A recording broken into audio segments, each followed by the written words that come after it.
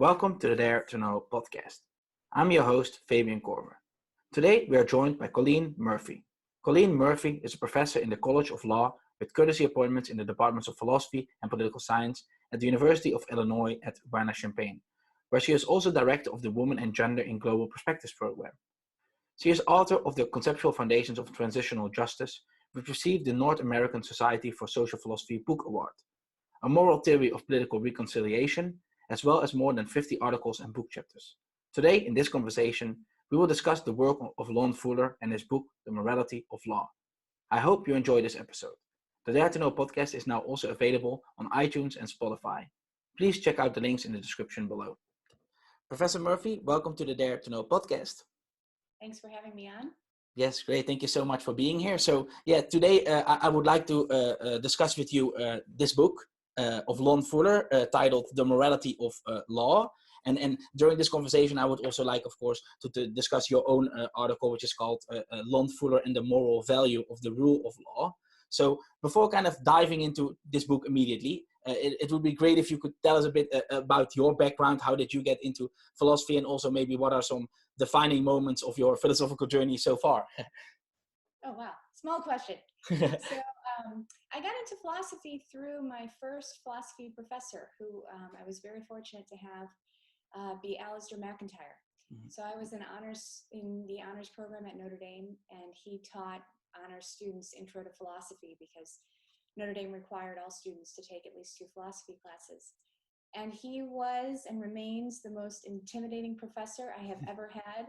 His lectures on Plato and Aristotle just came out as these complete, perfect paragraphs. But he got me hooked on philosophy and the questions that are asked, and he trained me in how to structure thinking and my writing in terms of argument, objection, and response in ways I use in my own work and also when I'm teaching my own students. My philosophical journey has been characterized by exposure to many schools of thought. So I studied a lot of ancient philosophy and medieval philosophy at Notre Dame, then very hardcore modern analytic philosophy at UNC. And, I think McIntyre had moved to Duke at the time that I was at UNC, so I took some graduate courses with him. And another mark of his influence is just his openness to different ways of thinking about questions. So one of his graduate courses was on theories of rationality, and he used Aquinas, Lacan, and rational choice theory. And I don't know of any or few courses where you would find that combination.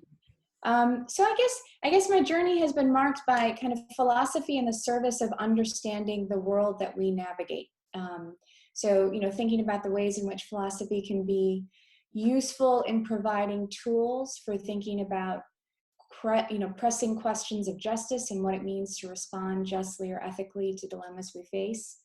And I guess the last mark is that it's been a sort of curvy road, not necessarily a straight path. When I finished undergrad, I didn't know if I wanted to do a PhD in philosophy. I was thinking about either a PhD in political science or a law degree, and ended up pursuing that path, but now have appointments in all 3 fields. Mm-hmm. So kind of like the intersection of different ways of focusing on questions of interest. That's amazing. And maybe also interesting in the context of this conversation. I assume that you also read Fuller's book at one point in kind of studying philosophy, etc. So maybe just before we dive into it, what was your first experience with this book? I'm not sure if it had any impact or if you have any memories of it, but that would be maybe interesting to know. So it was in a graduate seminar. So Jerry Postema, who was my advisor at UNC, I don't remember the seminar where we first studied or encountered Fuller, but it was one of those experiences where you think this is exactly what I'm looking for. And my dissertation was on political reconciliation. So I was looking at contexts of deep conflict and divisions and the role that law had played. And I found Fuller's work really rich in thinking through the dilemmas that deep divisions generate and the dilemmas that law can generate for lawmakers and for citizens. And so the chapter that the article that you referenced actually came out of my dissertation. in thinking about the rule of law as part of a process of political reconciliation. Very interesting. So now moving on to his book. So Fuller talks throughout his book, I think, about two moralities. So the morality of aspiration and the morality of duty. And he argues that the morality of aspiration starts at the top of human achievement, while the morality of duty starts at kind of the bottom. So what is this relevance of this distinction? He does talk about this in the context of ordering or structuring society, and maybe also like how do those moralities even matter for law? Great. No, that's an excellent question. So as you mentioned, so the morality of duty is designed to capture what are the basic rules or standards that we need to follow in order for social life together to be possible. So kind of capturing the basic rules without which ordered community is no longer possible to have. So rules like thou shalt not kill, he kind of references the 10 Commandments, kind of basic duties and obligations where the failure to satisfy what these duties are renders one guilty of wrongdoing, right? So if you don't do what the morality of duty lays out as minimum standards necessary for cooperation together, then you've engaged in some form of wrongdoing. The morality of aspiration is what focuses on kind of the good life, questions that scholars like Aristotle and ancient philosophers took up. You know, the morality of excellence and flourishing. What does it mean to fully realize or perfect the powers that we have?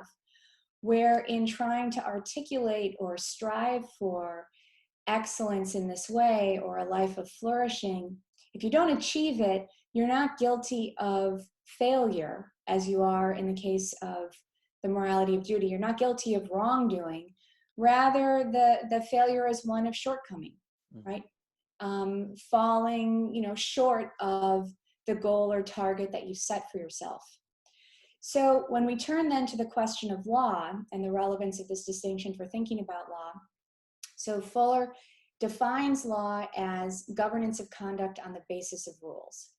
And he articulates criteria that need to be satisfied in order for that to be possible, right? For it to be possible that in a community you can govern conduct on the basis of rules. And we're going to talk, I know, more about that in a moment, but I'll just take one criteria to sort of illustrate the idea, which is prospectivity.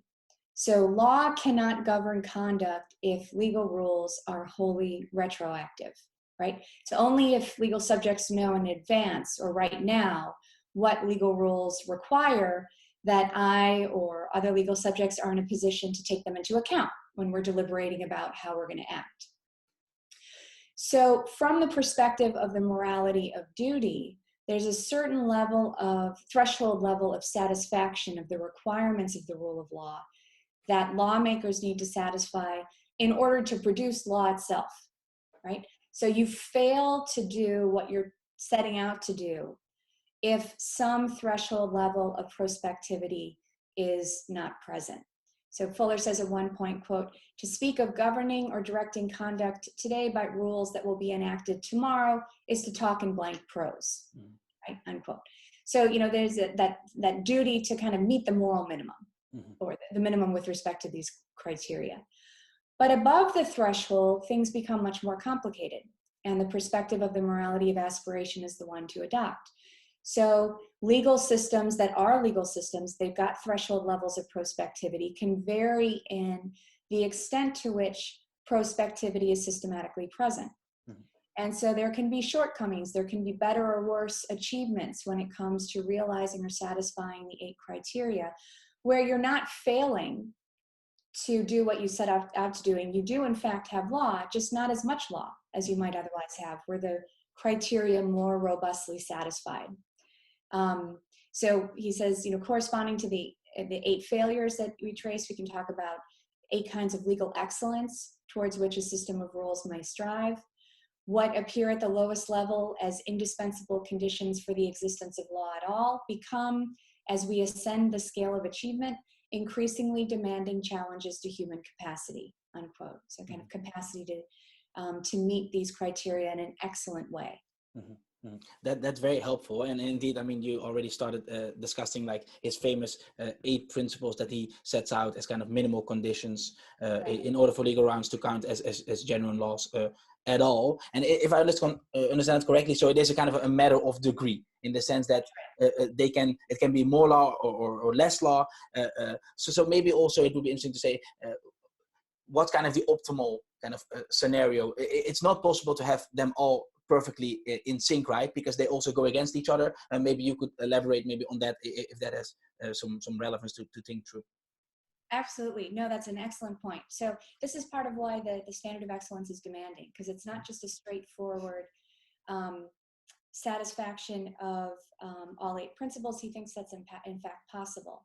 Mm-hmm.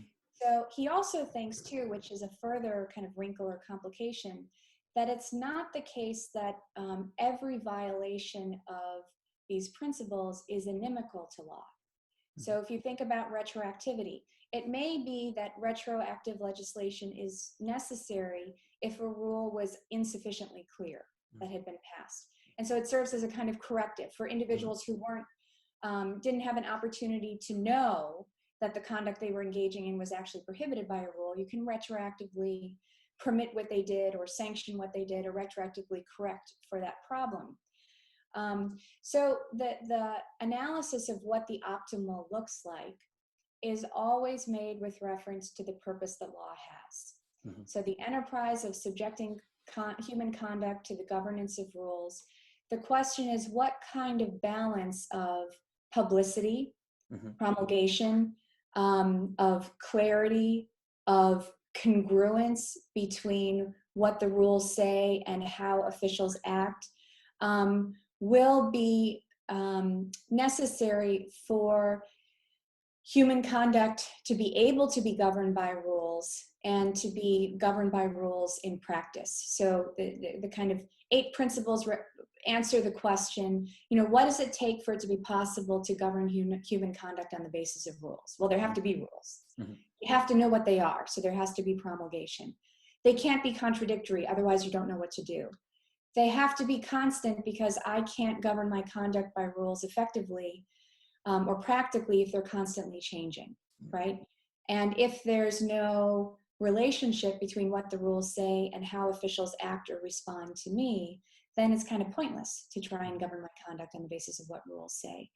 So, Fuller, so to go back to your original point, what does excellence look like? What's the right balance? It's all going to be driven by what is it that will best serve the purpose of governing conduct on the basis of legal rules. Mm-hmm. If rules conform to what's informally already understood as necessary or binding conduct, then the demandingness of promulgation will be a little less than in cases where you're dealing with rules that don't conform in the same way to informally understood standards for action. And part of Fuller's argument for these criteria is designed to show us how these criteria we implicitly take to be necessary when we look at a society that claims to govern by law. So he looks at cases of failure, both hypothetical and historical, and sort of brings out our reaction when Rex, who's the hypothetical ruler, tries to do things in a completely secret manner. And legal subjects are resentful and say, you have to tell us what we're supposed to be doing. And insofar as that's your reaction, it's sort of drawing attention to a condition you take as being necessary when you're in a context in which law is claimed to be the social order that's in place. It's a long-winded answer, but no, that's very helpful to the question. No, yeah, definitely. That's very helpful. And related to these 8 principles, another sentence that I really like is talking about the inner morality of law. And then he specifically talks about the inner or sometimes internal morality of law, and he talks about the external morality of law. How should we understand those different sorts of morality again, but now internal, external? Great. And I can say something about how it relates. So one of the distinctions between scholars who are in the positivist camp and scholars who fall like Lon Fuller in that natural law of a certain stripe camp is disagreement about whether there's any necessary connection between law and morality. And so bringing out the distinction between the inner morality of law and the external morality of law as a way of kind of articulating where Fuller stands on that question. So by the external morality of law, Fuller has in mind the kind of substantive standards of justice or morality that we could use to evaluate the content of legal rules. Whether legal rules are prohibiting or requiring what we take to be fundamentally immoral conduct or moral conduct, whether rules are fundamentally unfair in what they're asking of individuals. So that's kind of external standards of what justice demands or what morality requires that we use when we're evaluating the content of rules, right? What the legal rules say we ought to do as a matter of course, if we're legal subjects. The inner morality of law is how he describes the 8 criteria that we were just talking about, the criteria that need to be present systematically for law to be present, the criteria of promulgation and prospectivity and non-contradiction and constancy. And at first blush, it seems odd to think of these criteria as criteria of morality, because they seem to be about, and they are about, kind of the form legal rules must take, or what you need to do if you're going to be doing things in a law-like way. But he argues that the reason why it's appropriate to judge these criteria as capturing a morality is based on understanding what's valuable about the kind of social order law represents, about structuring political relationships between legal subjects and, or among legal subjects and between legal subjects and officials in this way. So what's valuable about governing conduct on the basis of rules? Well, one thing that's valuable is that you realize a kind of reciprocity. And we're going to talk about this, I know, in a little bit, but here's first blush at what this is. So Fuller takes it that there's a mutual commitment that's implicit in and really at the core of a legal order.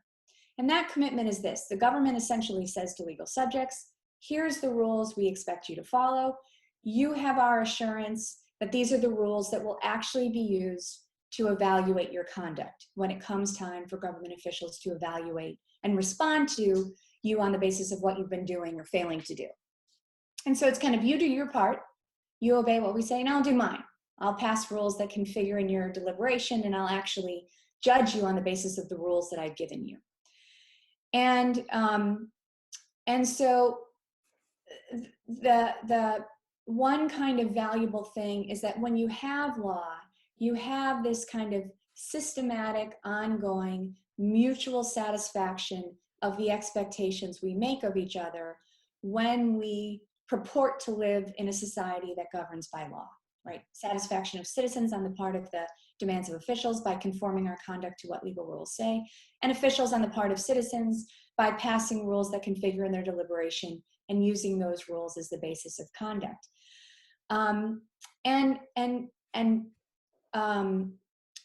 Fuller also thinks that the kind of mutual willingness, or the willingness I have as a legal subject to restrain my conduct in ways that law demands, diminishes insofar as I see or discover that officials are not willing to restrain their conduct in the way that law demands.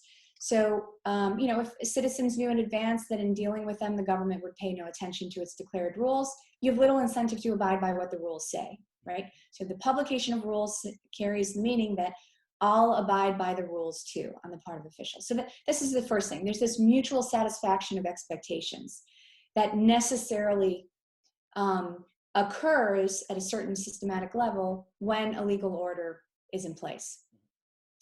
The second way in which Fuller thinks that this form of order and the criteria that make that order possible represent a morality is because built in to legal order is respect for agency. So the rule of law constructs a framework of governing that's inherently respectful of people's kind of autonomy and capacity to decide for themselves what course of action that they're going to take, and on the basis of that agency, be the kind of that it's appropriate to hold answerable to others for the conduct that we engage in or refrain from engaging in that may be required. So, we respect, when you have a legal order, you respect citizens and legal subjects as agents because you judge them based on a standard of behavior that they had a real opportunity to follow. And so it's the decisions and choices of individuals, not the whim of officials, that determine the legal treatment they receive. Whether that treatment is being left alone because you've done nothing that makes you fall under the radar of government officials, or legal treatment that's appropriately sanctioning because it's been judged that you have failed to abide by a certain standard of conduct. And Fuller thinks that when you depart from the rule of law, then you affront individuals' dignity as responsible agents, because you start to judge legal subjects and respond to them as officials on the basis of a standard of conduct they had no real opportunity to meet, either because it wasn't clear or it wasn't published, or because the published clear standard is not the actual standard that officials use when they decide if you're going to pull someone over the side of the road or otherwise respond to them in particular ways. And the final way in which law is respectful of agency is because of what law does. When you have a system of legal rules that are in place, and because of the way Fuller conceptualizes about law, actually has some purchase on governing conduct of both legal subjects and officials, it allows citizens to be in a position to formulate goals and plans effectively. Right? Because insofar as we form goals in a context where we interact with others, to do that successfully, we have to be able to form reliable expectations about how others will act based on what we do. And the law, insofar as the law governs conduct, right? There is governance of conduct on the basis of rules. We can form reliable expectations of what people will do in response to our actions. And so what kind of courses will be successful in being able to achieve our goals. The last way in which Fuller thinks that there's value in these criteria is kind of because of the way he thinks that governing by law constrains the pursuit of substantive injustice. So he thinks it's not that the external morality of law gets built in to what the internal morality of law, but there's something about the form of law, and we can talk about this more later, but the thought is that the transparency and openness it mandates. Officials have to be upfront and clear and own what it is that they're doing. That has a constraining effect on the kind of substantive injustice that will be written into law. This is very, very helpful and lots to unpack. So just to focus a bit on the beginning where we started, that indeed you make it like two different camps, the positivist camp and the natural law camp. And you already said, I think if I remember correctly, natural law of some sort or some stripe, I guess. So right. let's try to specify what kind of a stripe is exactly. So he does say indeed himself that his internal morality of law is a variety of natural law, and then indeed that he specifically focuses on procedures and institutions. But maybe you could also contrast it a little bit more with the more natural law tradition in the traditional form. Sure. Yeah. So he draws this contrast between what he calls procedural natural law, that's him, and substantive natural law, that's not him. Okay. So what's the contrast? So substantive natural law is just a label for a very classical, historically prominent conception of natural law. So you can think of someone like Aquinas, where law is taken to be an ordinance of reason directed towards the common good, promulgated by he who has care of the community. And so there's a thought that the human law, the laws that Congress is in the business of passing, has to comport with the natural law, which are rational principles of good and right human deliberation and human action. And these principles are not something we make up. They're not something we construct. They're given to us. In many views, they're derived and laid down by God. So there's a theological background to many substantive natural law views. And it's our job to discover them. to discover what reason demands in terms of what is permissible and impermissible conduct, where that's aligned with what morality demands. And so kind of, that's very abstract. So there's a very famous way of articulating substantive natural law in the way Augustine said, which is that which is not just seems to be no law at all. So that the status of a rule as a law depends to some extent on its substance and its compatibility with what substantive justice requires or what rules of reason require. So that even if it's passed procedurally correctly in accordance with all the requirements that are placed on conduct, there are certain kinds of conduct, certain forms of conduct that are fundamentally in violation of the natural law, fundamentally unjust, and so can't be legally valid, right? It might look like a law, it might be passed like a law, but it's not a law because of what it says. Mm-hmm. So Fuller's view of natural law is not like that picture that I just sketched of Aquinas's in a couple of ways.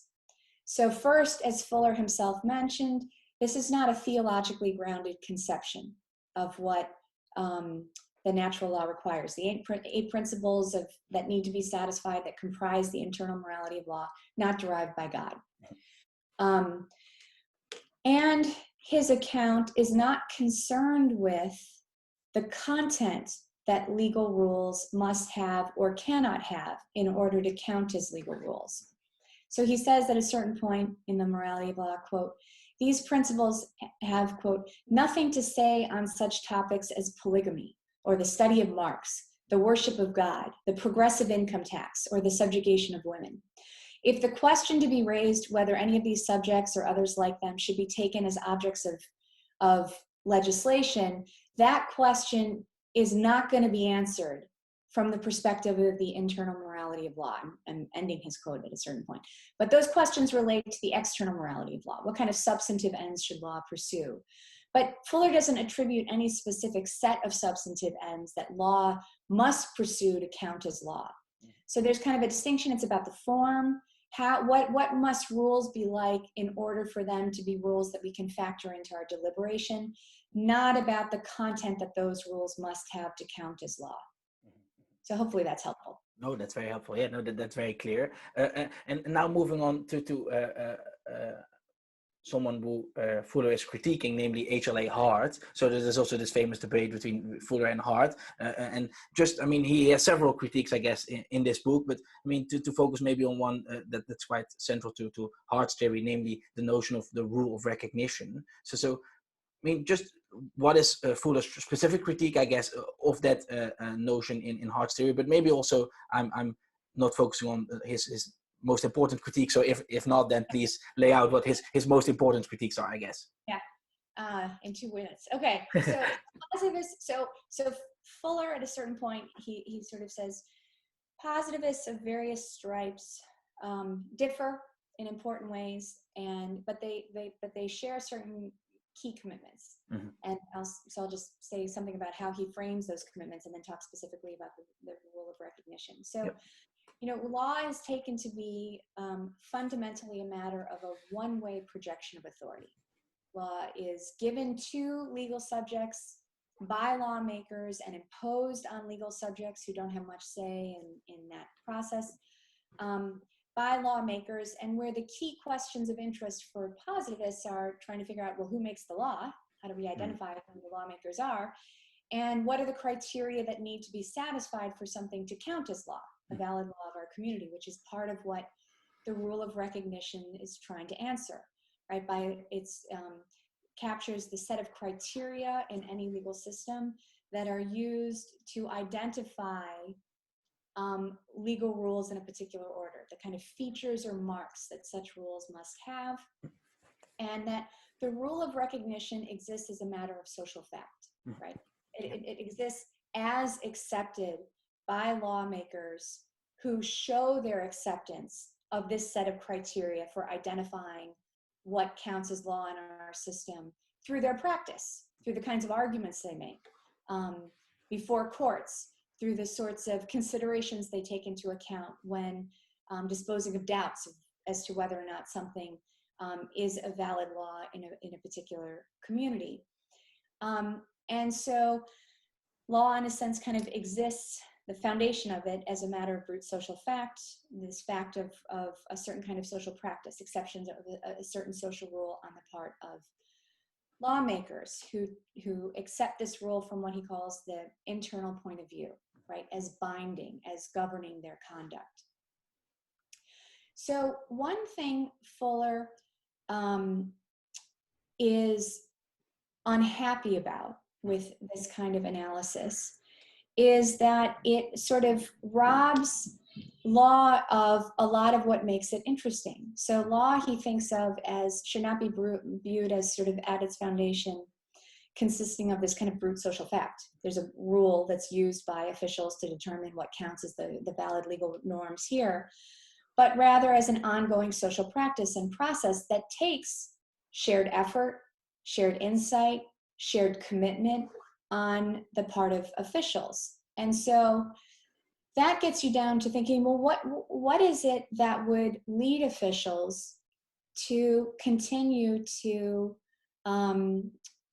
engage in that shared effort, right? Continue to view a particular rule from this internal point of view as binding. The acceptance of the rule of recognition is not something Fuller says we can take for granted, because in cases it can break down. And Hart doesn't have an answer as to what it is that either prevents it from breaking down, what it is that explains the kind of internal point of view that's taken with respect to this rule.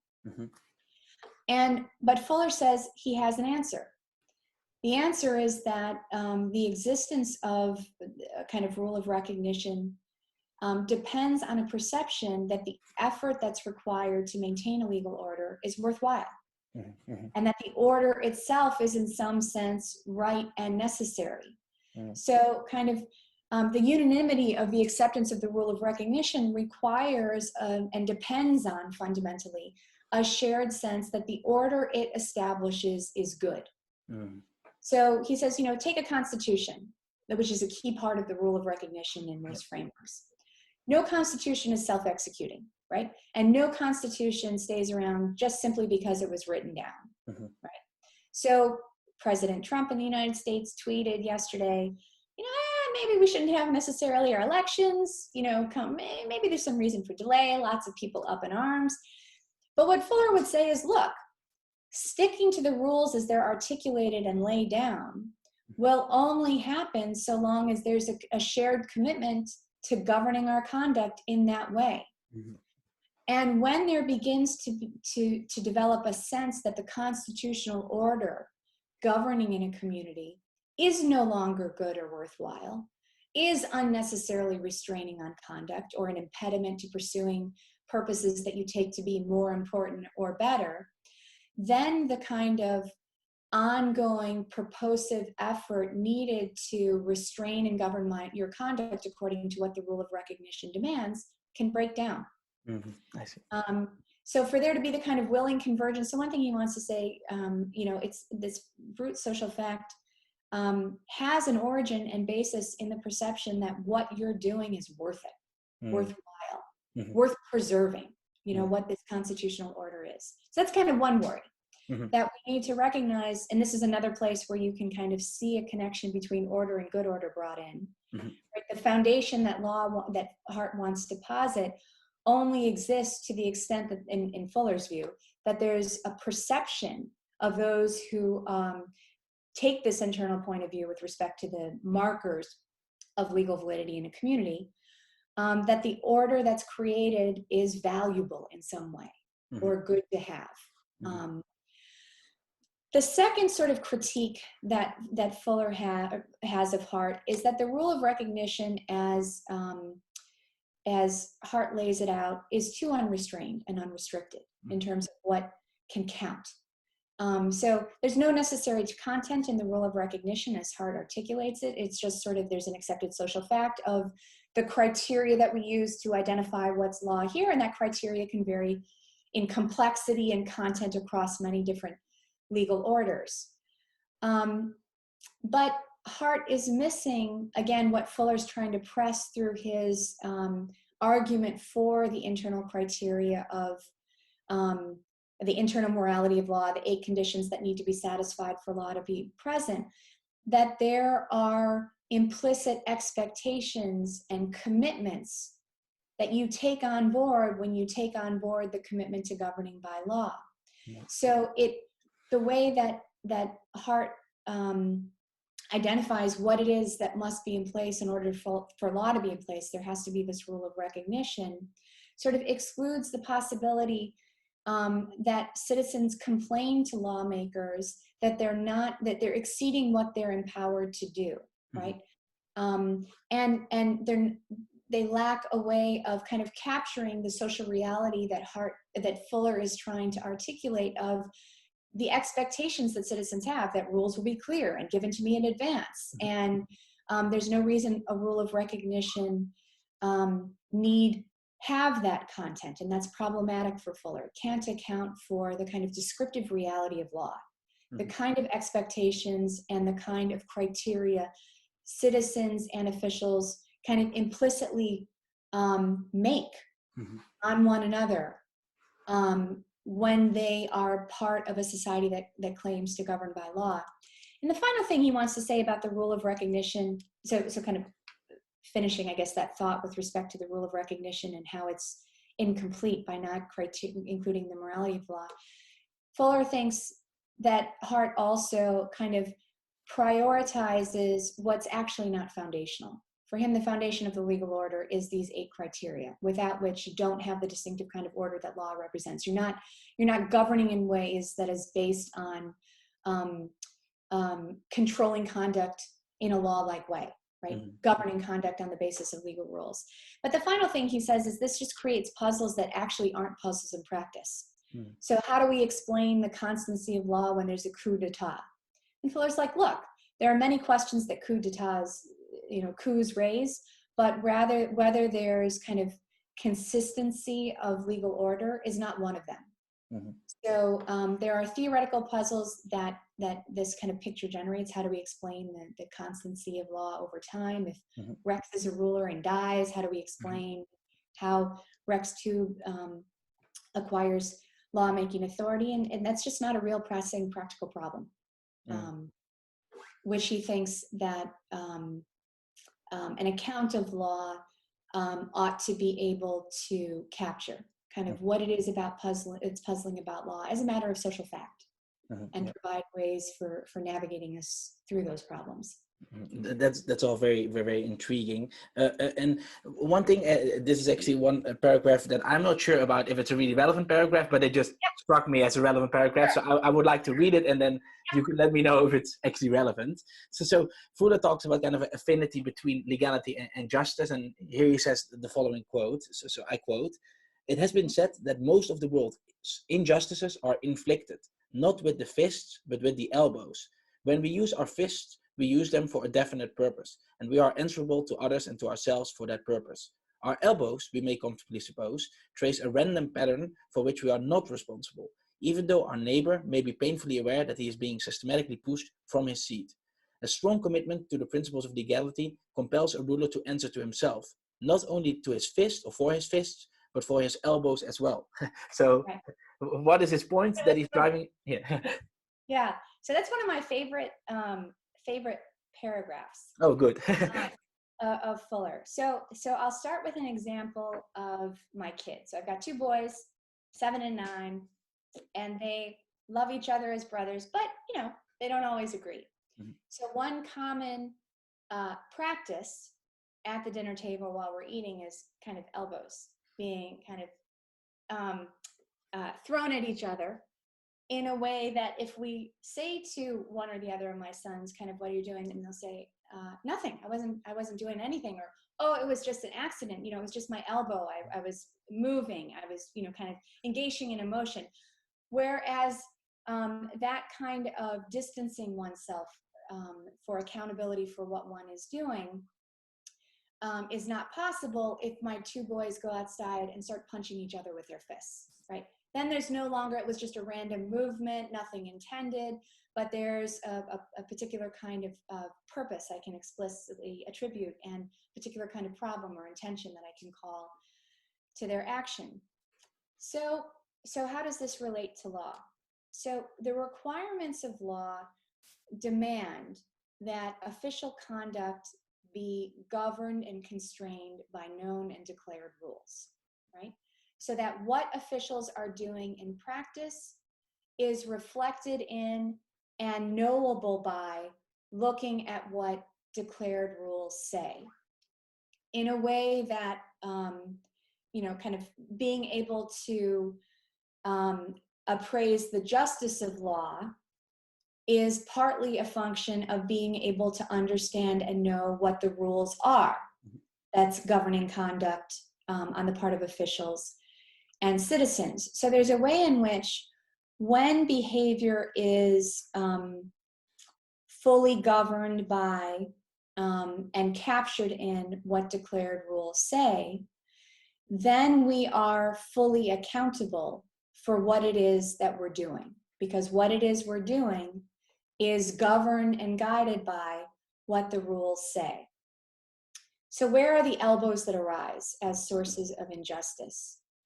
Well, he wants to say we can find a certain kind of analogy to the kids at the dinner table using their elbows, trying to kind of poke each other and make each other mad, by looking at informal official practices that are occurring but not sanctioned or required by declared rules.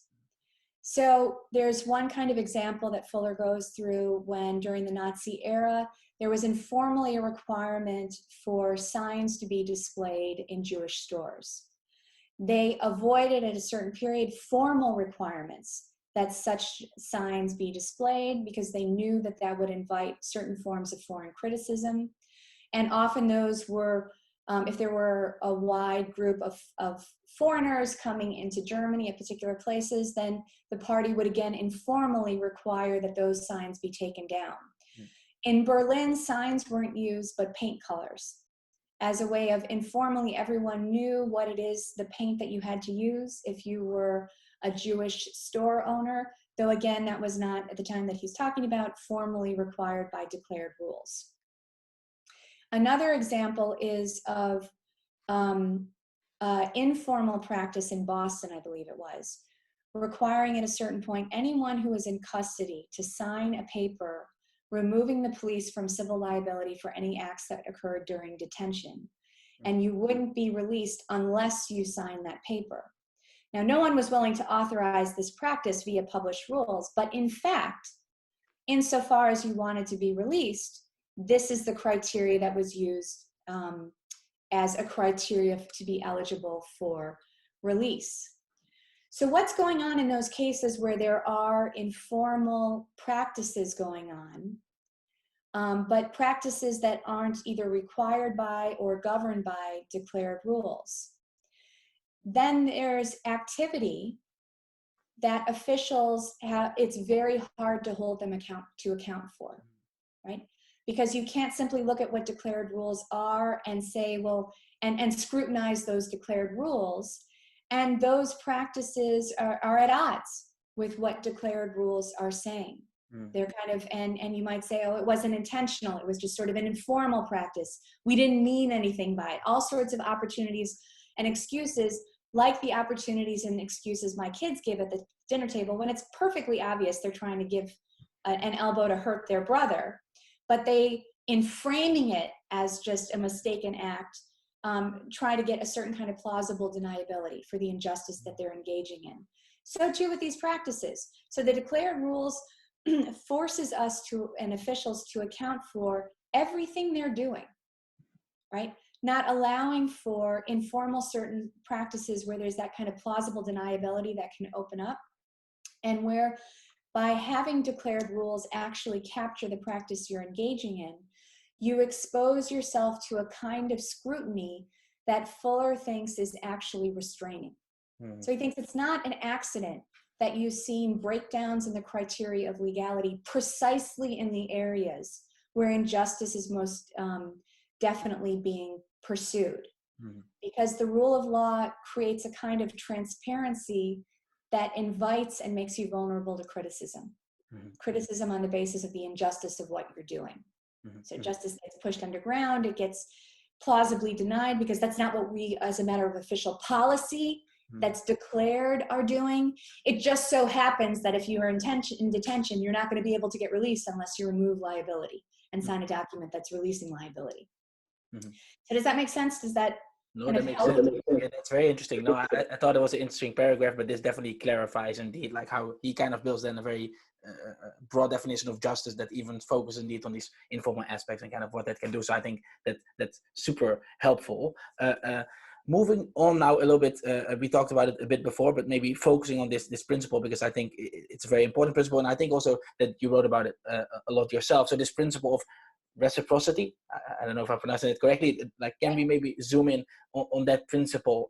Why is that so crucial? And if I'm correct, you also wrote a little bit about it yourself, so maybe how that principle has played a role in your own work. Sure. Yeah, so Fuller thinks that at the core of governing by law, as opposed to governing via a reign of terror, or governing via a process of psychological manipulation, right? There's lots of different ways you can try and govern conduct, but doing it in a law-like way on the basis of trying to govern conduct on the basis of rules sort of carries with it at the core this promise and commitment that we were talking about earlier.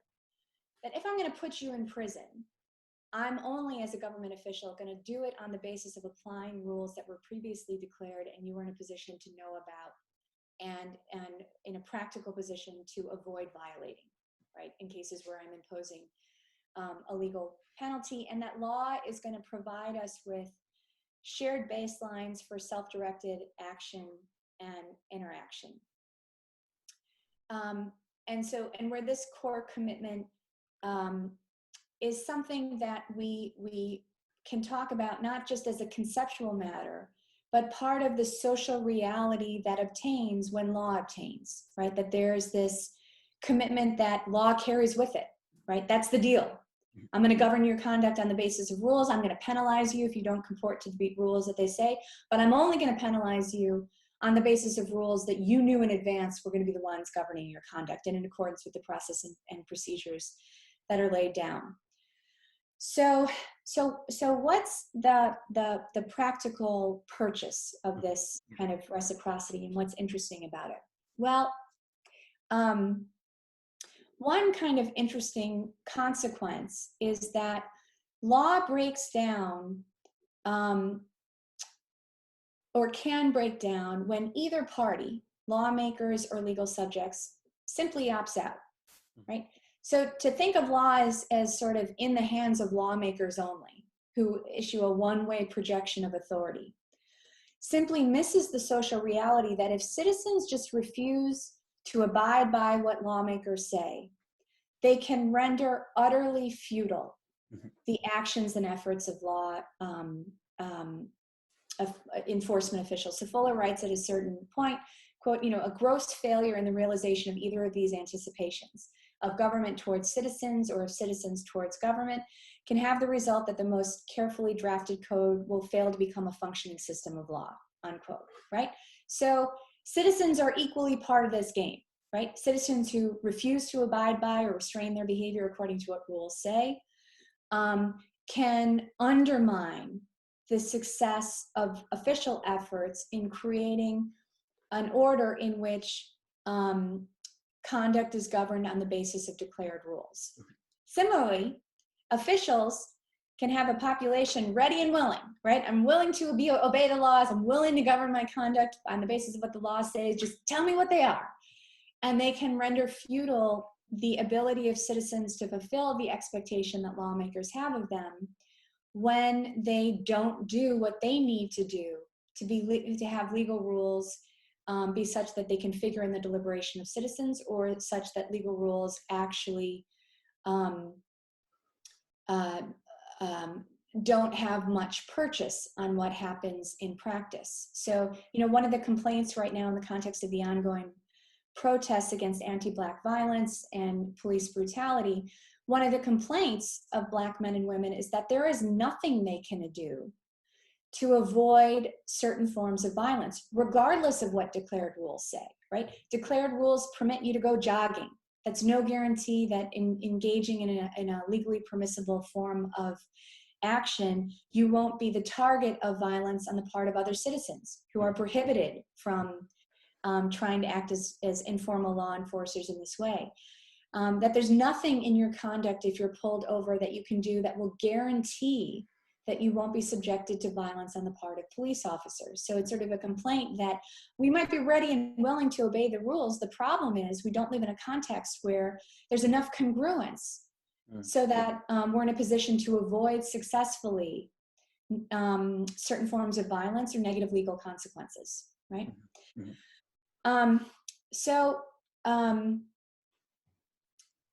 Another sort of consequence, and this is going to fit into how I think about it, kind of skipping ahead, but did you want, I can talk about how I use this in sort of explaining concrete problems that arise.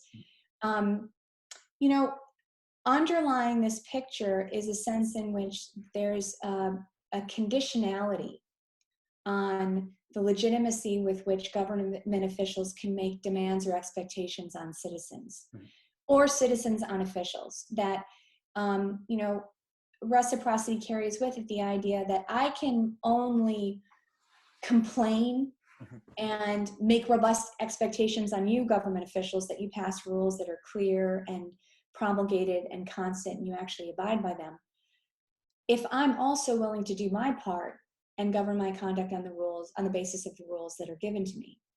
Conversely, and the converse is actually more of the practical problem in a lot of cases, government officials can't demand obedience, can't demand law and order, can't demand that citizens refrain from protesting if officials are not themselves willing to adhere to what the requirements of the rule of law say.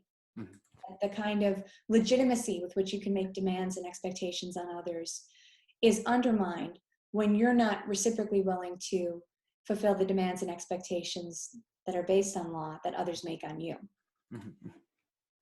That's very interesting. One thought that I have, I'm not sure if this relates to reciprocity, but like when people talk about like the concept of a promise, like that kind of there's this promise between. So is that same or is it actually a bit different? He calls it an intendment, but it's a similar kind of, there's this commitment, if you want to call it promise, right? Okay. This is the social meaning of law. Like, here's what we commit to. Here's what government says, right? I'm going to give you a bunch of rules. And you have my promise that these are the rules I'm going to use to evaluate your conduct. And then I'm going to give you rules that you have a real fair shot at being able to conform your conduct to. And that shapes how citizens react to what officials do or fail to do. That's very interesting. One last thought that I have is, let's say there's the two-way street in some sense, and in some sense the citizens also judging kind of the officials to structure kind of their rules in such a way that it is indeed fair. I'm not sure if I'm now formulating it wrongly, but they still need to make then a judgment about the reasonableness of the system, so to speak, right? Like, how would that go? Okay, so all we've been speaking about now is sort of the conditionality of the claim that citizens have some reason to obey the law. Yep. Right? But there can be countervailing considerations depending on the content of what the law has, or countervailing considerations that can pull citizens in different directions. And this is part of what Fuller thinks is a virtue of his account of the law. He can, on the one hand, explain why we have reasons to claim that under certain conditions, namely conditions in which officials are willing to systematically adhere to what the rule of law requires, we have grounds for claiming that citizens have reason to obey what the rules say, right? That there's a legitimate demand grounded in reciprocity to do your part and abide by what the rules say. But there can be countervailing considerations, reasons that pull in the direction of disobeying, so as to, for example, bring the content of law more in line with justice. Now, Fuller thinks that systematically adhering to the requirements of the rule of law will push in the direction of justice, right? Kind of the transparency and openness will constrain certain gross forms of injustice, but it's not guaranteed that all forms of injustice will be avoided. And so then the citizen is placed with the question, with a genuine moral dilemma, right? Of what does one do? And there's not necessarily a uniform answer, universal answer that can be given in each case, but at least we can understand why there's some claim to obedience that law makes under certain conditions, because of the reciprocity that underpins it, and because of the value that law has as a legal order in structuring interaction in a way that's predicated on respect for agency. That's very helpful. And also in your article that we already referred to, you kind of apply, I think, this principle, but also maybe just the Fullerian kind of analysis more broadly to Argentina. So maybe could you specifically focus on this example, because that makes it kind of, in a practical sense, like how is it doing all this work? How's it going? Yeah.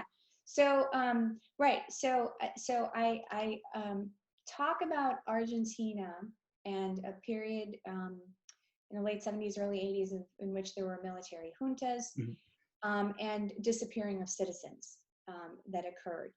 And so the point in discussing this case is to articulate a sort of added dimension of the morally problematic character of what was happening through the practice of disappearing during this period of time.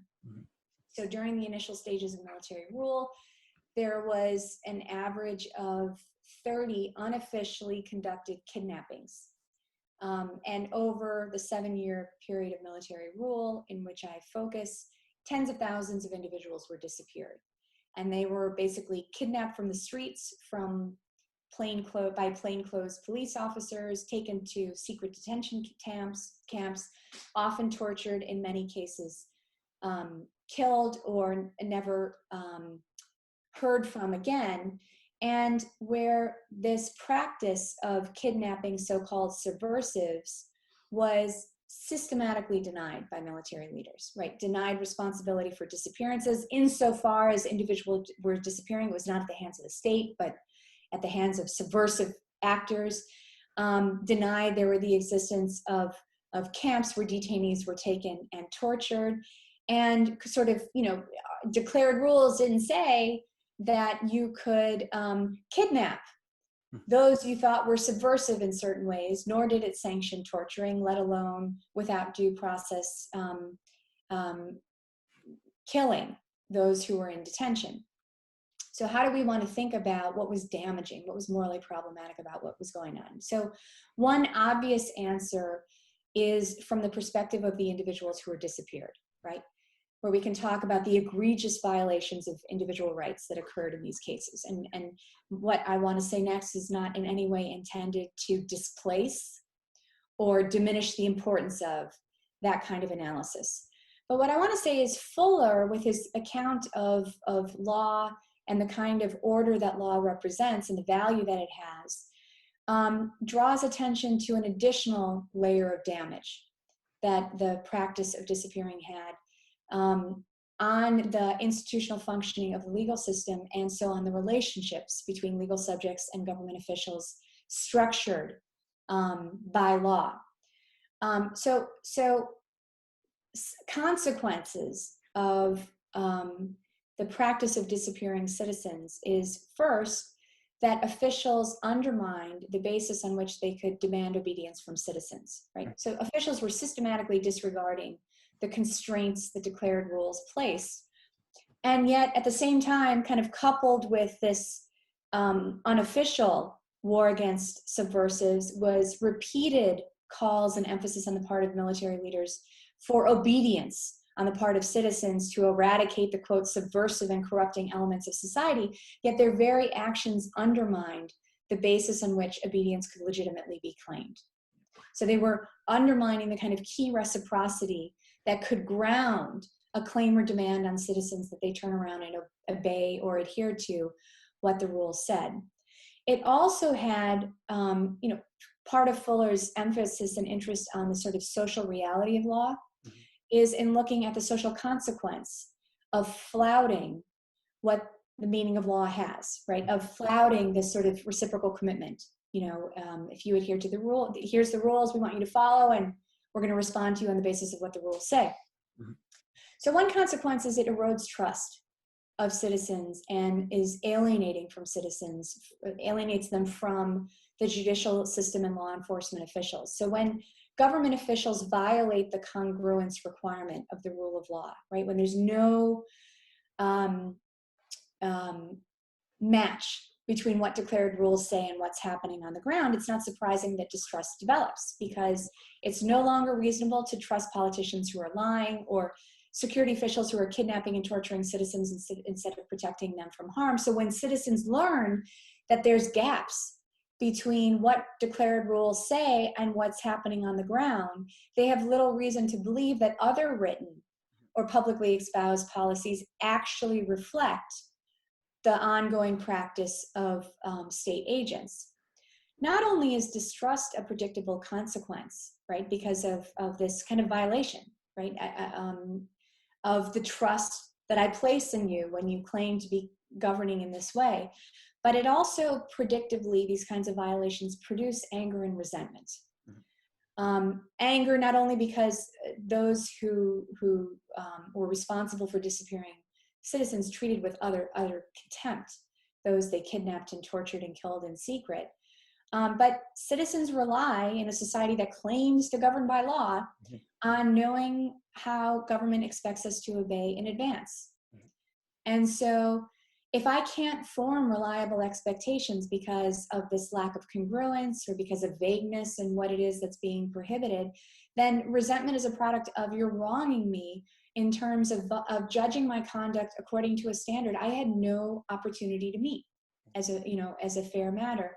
And that resentment is just compounded when officials then go on to continue to demand obedience, or that citizens fulfill their duties and responsibilities as required by law, but are not willing to adhere to and fulfill the reciprocal duties that government officials have, because that's fundamentally unfair. To continue to insist and demand that I do something that you yourself are not willing to do in return, or reciprocally, or fulfill the reciprocal expectations that I have.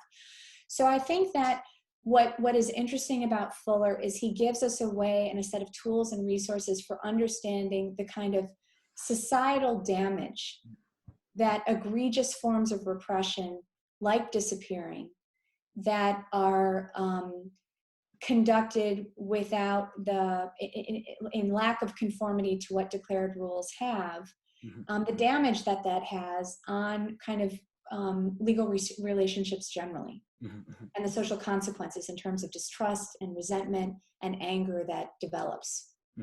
Yeah, that's very helpful. And now I'm thinking, we've been discussing kind of this principle of reciprocity and kind of making this analysis. Now I also kind of am wondering, like the legal positivist who doesn't take this to be kind of a central component, like what's the explanation? Like, why are they leaving kind of the legal subject out of it? Is that problematic, or would they just say like, oh no, we can also kind of accept this principle of reciprocity and all the analysis that we just made, but it's just part of a different dimension of kind of legal philosophy that we're not interested in? Like, how are they dealing basically with this? I'm starting to wonder. Well, so I'll let the legal positivists answer that question fully, but I'll give you what Fuller would say in terms of the resources that are available for them to answer. So I think insofar as positivists don't provide ready or easy resources for understanding the sort of social consequences of violations of the rule of law, or this reciprocal commitment that sort of is a constitutive element of the social reality of law, is what Fuller calls it. He thinks that that's a function of a sort of flawed starting points, of failing to think of law as an ongoing social practice that requires ongoing effort, but rather thinking of law as the sort of one-way projection of authority, where what is interesting for most positivists is lawmakers, not legal subjects. And so a lot of reality is missed when that's your orientation and starting point. So, you know, and part of what Fuller thinks demands an explanation, and what an adequate analysis of law provides resources for explaining, is just the social reality of law, the reactions, and being able to account for the reactions of citizens and legal subjects to certain actions on the part of officials that seem to be impermissible as a matter of law, right? As a matter of what law itself seems to permit or prohibit.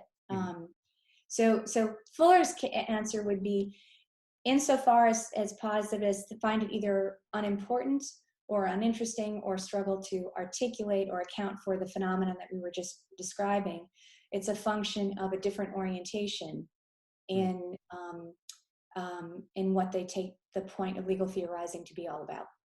Okay, I see. And one famous critique, or at least major critique, I think also Fuller was addressing it kind of in this, the end of this book, where he's responding, I think, to some critics, focuses kind of on the notion of, I mean, the critics say that Fuller's notion of internal morality of law betrays a basic confusion between efficacy and morality. So could you please elaborate what is their argument? I think Hart says something famous about the morality of poison or something like that. So That's right. Helpful if you could explain what are they. Yeah. So, okay, so the thought is this. Suppose you're right, Fuller.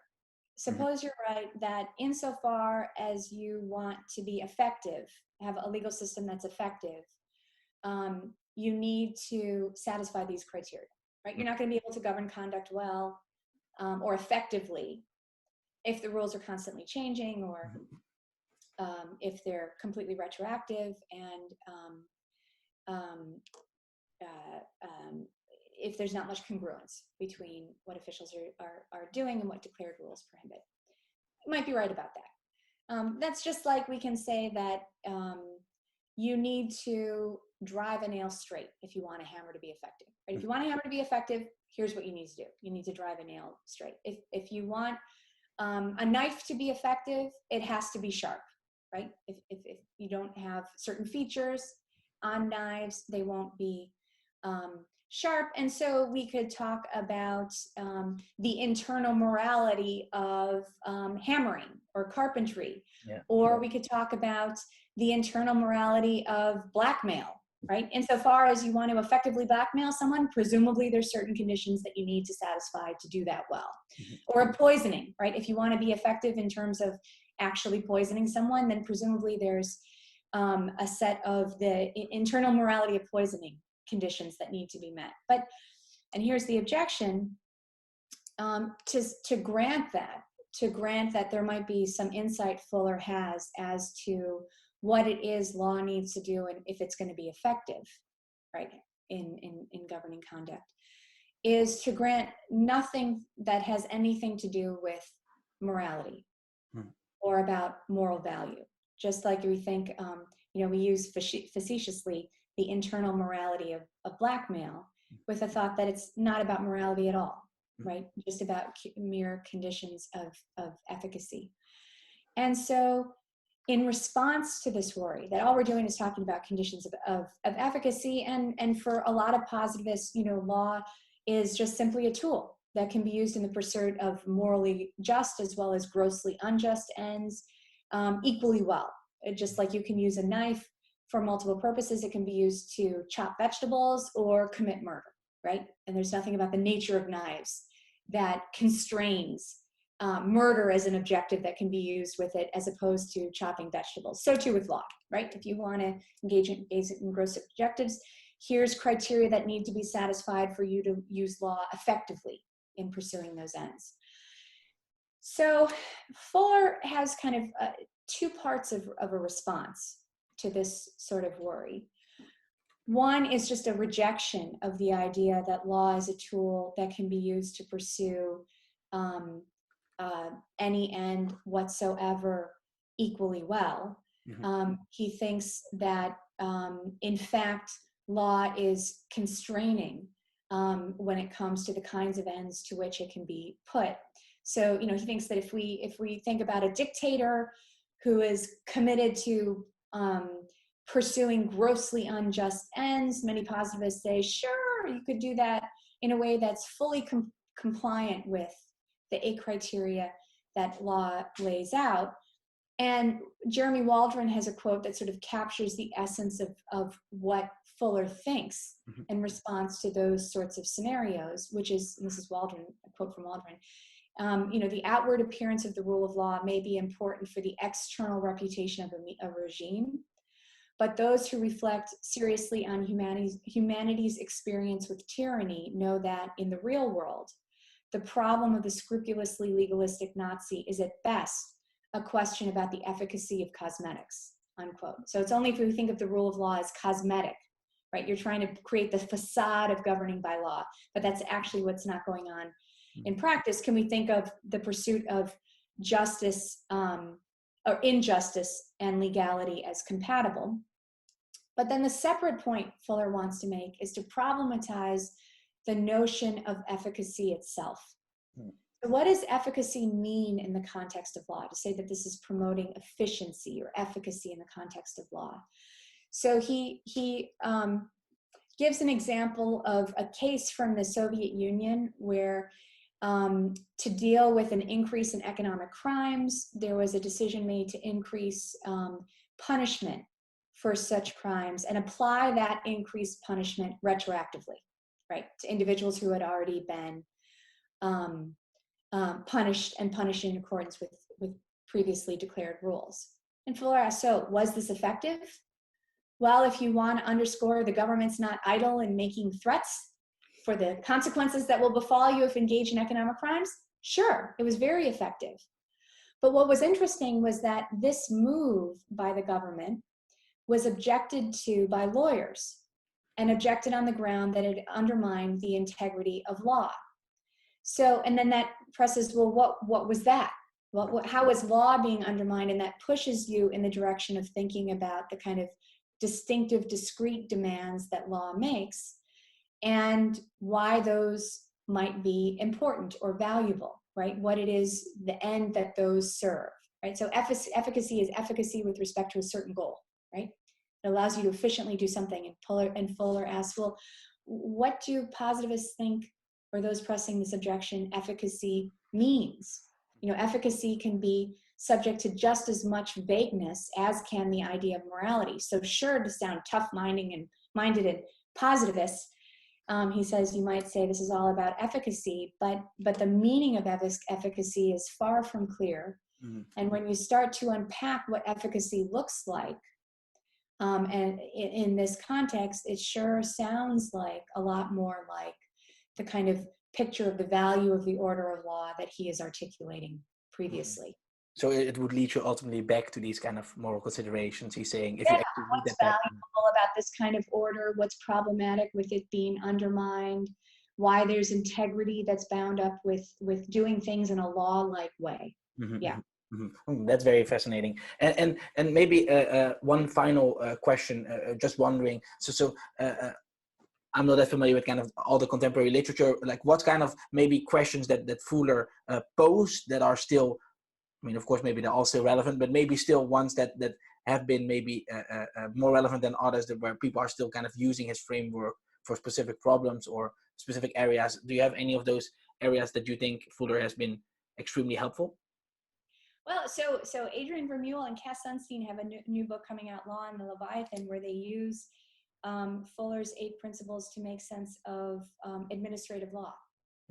So as a way of kind of organizing and articulating the kind of rationale underpinning an entire body of area of law, they find the resources that Fuller offers in thinking about the conditions that make law possible really fruitful.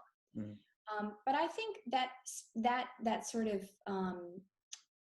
that you find scholars trying to make sense of particular bodies of law, drawing on what Fuller says, speaks to kind of the broader resonance that Fuller has.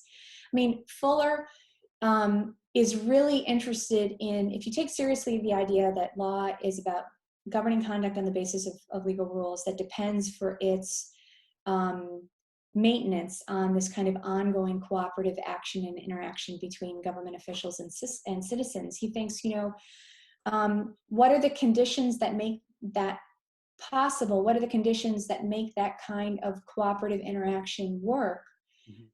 Become really critical to understand, right? And understanding what it is, the consequences when legal order breaks down, right? What the legal consequences might be. I mean, Fuller gives us resources for trying to understand dilemmas that legal actors and private citizens face when, on the one hand, if you see why there's reason to think that the kind of order law represents is valuable, and yet have objections to particular demands that certain laws are making in terms of being unjust or unfair, what do you do? What's the right way and form of registering your discontent? How do we think about the morality of protests? We see lots of protests going on today, kind of making sense of both the necessity and the dilemmas that protesting generates.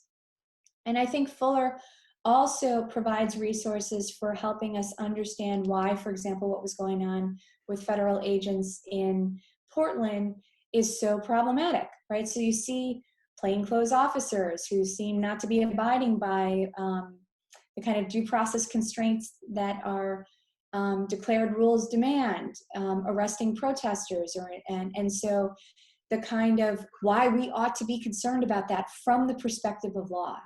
Why are the sort of concerns that are articulated about the ways in which President Trump is willing to just challenge what seem to be settled and easy questions of what our constitutional order prohibits or permits, and why it's right to be worried, because the ongoing existence of a particular constitutional order isn't a given, but depends on shared appreciation for what the value of the order that a particular system has is, and what's required to maintain it. So I think,